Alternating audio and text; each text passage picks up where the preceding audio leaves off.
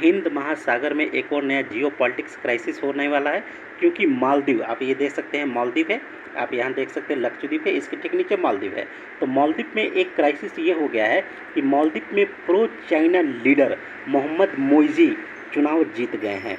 नवंबर में इनका शपथ होगा, 9 सितंबर को चुनाव हुआ था, ये जीत गए हैं। इसकी मालदीव की जनसंख्या 5,20,000 है और यहाँ पे वोटर 2,80,000 हैं।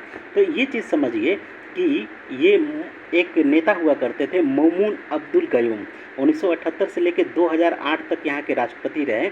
ये प्रो इंडिया थे और सिंगल पार्टी के ये मेंबर हुआ करते थे, एक पार्टी थी और इसके ये नेता हुआ करते थे, राष्ट्रपति हुआ करते, भारत के समर्थक हुआ करते थे।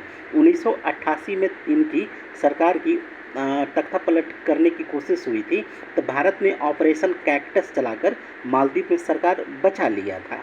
अब यहाँ हम लोग देखेंगे कि 2008 के बाद मल्टी पार्टी सिस्टम यहाँ पे आई।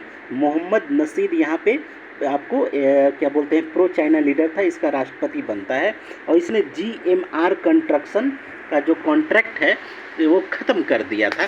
ये प्रो चाइना था, चीन का ये समर्थक था। अब इसके बाद 2013 में जब चुनाव होते हैं तो एक यमीन राष्ट्रपति बना था, वो तो चाइना के गोदे में जाके बैठ गया। वो तो बेल्ट एंड रोड इनिशिएटिव भी ज्वाइन करना चाहता था।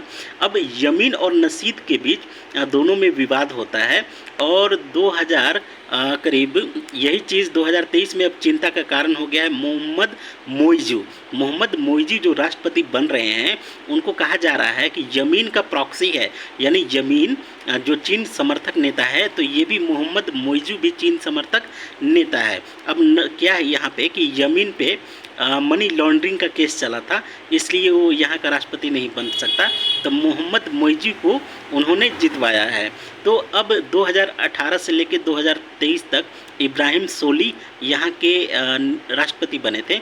तो वो भारत के क्या बोलते हैं कि भारत समर्थक राष्ट्रपति हुआ करते थे और मोदी जी खुद 2018 में इनके शपथ ग्रहण में गए हैं। तो ये आपका इंडियन ओशियन में कहीं न कहीं मोहम्मद मोइजी के मालदीव के राष्ट्रपति बनने से यहाँ पे चीन को बढ़त मिलेगी और यहाँ पे थोड़ा भारत को संभल कर चलना होगा, मालदीव से बढ़िया से संबंध बना कर रखना होगा।